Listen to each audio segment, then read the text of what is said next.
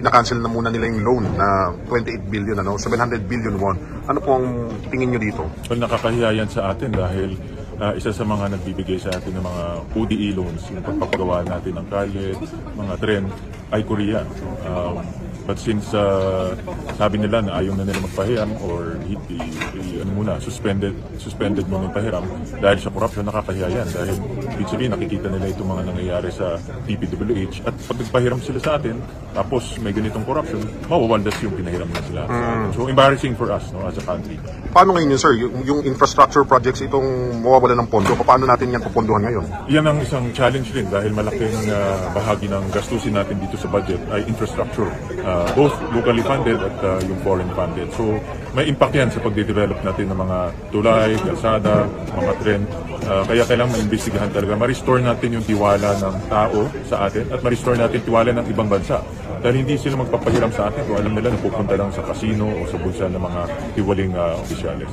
Yung boss ko po si Senator Alcantara at saka po si Senator na akala po niya ligtas na siya. Si Senator Jinggoy po ay nagbaba ng 355 million ngayong 2025. Si Senator Jinggoy Ejercito Estrada, Senator Joel Villanueva, Yusek Robert Bernardo, at D. Alcantara. Mr. President, ginahasa po ng flood control program ng gobyerno ang aming lalawigan sa Bulacan. The past 3 years, bakit ako nanggagalahiti? 3 taon ko na po itong sinasabi, itong mga kalokohan sa flood control program. Nakapanlulumo, nakakagalit at nakakakulok ng dugo, Mr. President. Hindi ko kayang sabihin na malademonyong proyekto. State for the record who the personalities in the picture are.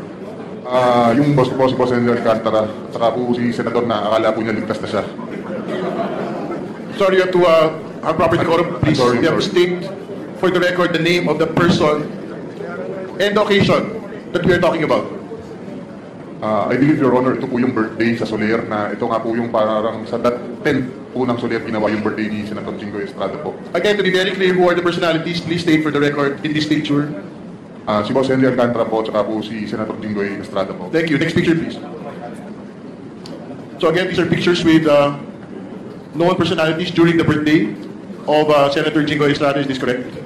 To be honest, Your Honor, I do not know when this picture was taken, but I'm just trying to show that Mr. Alcantara, Engineer Henry Alcantara and Senator Jinggoy Estrada have met a couple of times already. And they appear, what do they appear? Do they appear close? And they appear super close, Your Honor. All right, thank you. Please proceed. Next picture, please. This picture, for the benefit of people that are looking, can you describe who had taken this picture and kindly explain the context, please? Kung maalala ko po, ako po ang nag-picture nito. Kasi dyan lang po ako nakakita ng ganyan karaming pera. First time ko po yan. Kaya pinicturean ko, natuwa po ako.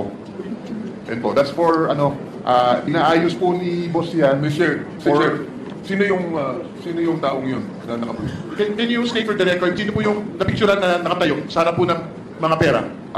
Yung half body po, si Boss Henry Alcantara ko po yan. Kanino binigay ang pera, Mr. Chair? Kanino binigay ang pera niya? Sorry. Sige, pakikwento po muna yung, what is the context of this picture? Yan po, ang context po niyan is, kung makikita niyo po, magkakahiwalay po yung pera. May mga designated person po na pagbibigyan niya, Your Honor. So, Can he name them kung sino bibigyan ng mga pera niya? I'm sorry, Your Honor. sino po daw yung pagbibigyan ng mga pera po na yan? Supposedly. Ito na nga po yung sinasabi ni boss na sa mga... Alright, next picture please. Chair. Pwede lang po ma-clarify saan ang lugar at anong date ng picture na yan? Saan daw po yung lugar at saan hindi? Sa office po namin yan, sa Bulacan First District Engineering Office. Okay, napakalinaw po. May impact na sa labi sa district office mismo. Kailan? Kailan? I believe mga 2022 po or 2023 yan. Alright. Chair, meron namang mga paraan para ma-determine yung precise date. Diba? I think we will get the metadata. Yes, important for po yun. submission. At to clarify, pasensya po, to clarify lang po, normal po ba sa opisina ng gobyerno, ng DPWH, na meron ganyang files of cash sa mga transaksyon ng gobyerno? Sa mga regular na transaksyon ng gobyerno? Please respond, Mr. Engineer Hernandez, please. Alright, just answer please.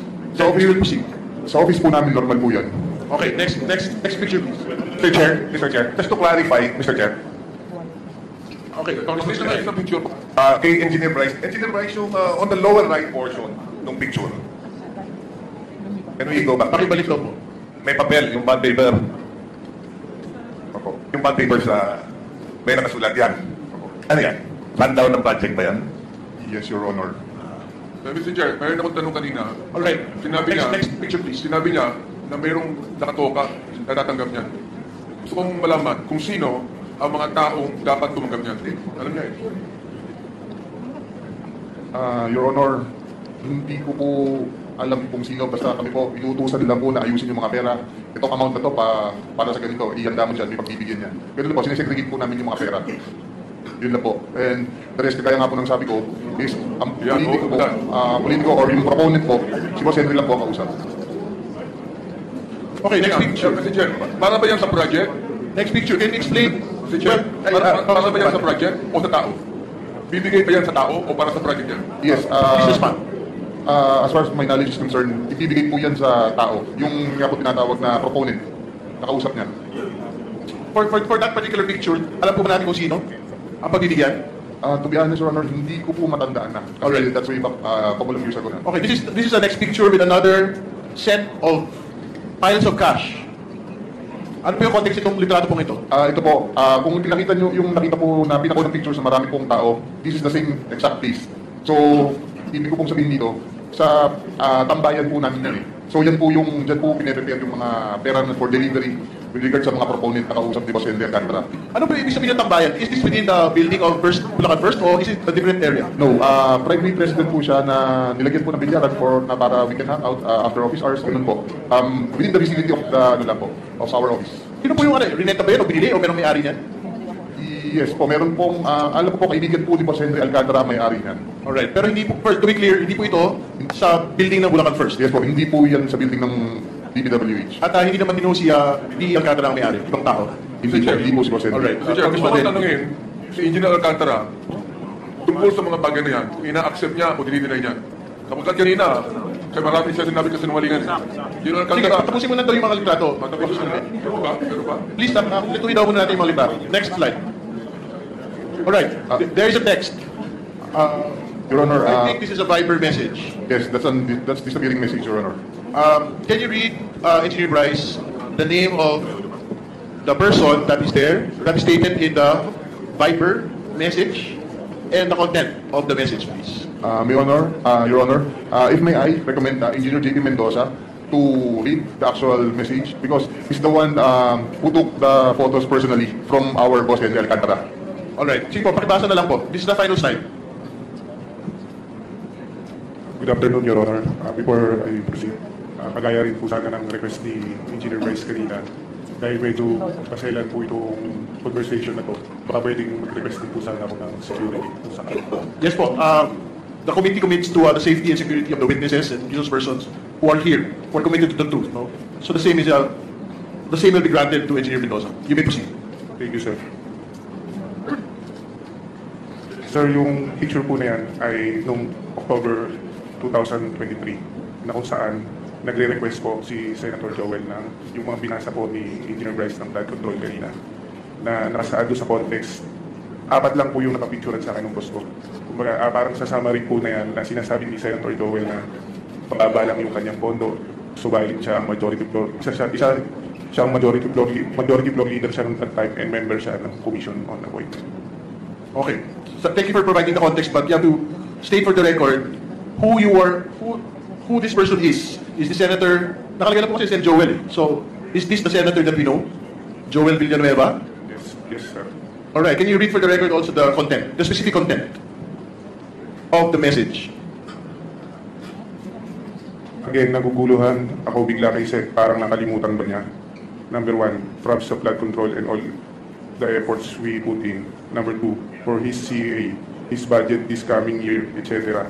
He committed sa akin pinakamababang commitment ng DPWH Secretary. Alright. Do we have another slide for us? Oh, ito mas malinaw po. Mr. Chair, clarification lang. Kanino sinend yung message and sino yung sec? When dun sa message, you're referring to a sec. Sino yung sec? Secretary Manny Bunuan po. Okay. Kanino sinend yung message na yan? Kay Boss Henry po. Bakit kami kopya? Dahil disappearing message po yan, hindi po niya pwedeng screenshot. Pinapicture po niya para mabasa. Kanino pinapicturean? Sa akin po. Alright, thank you. Dahil kailangan po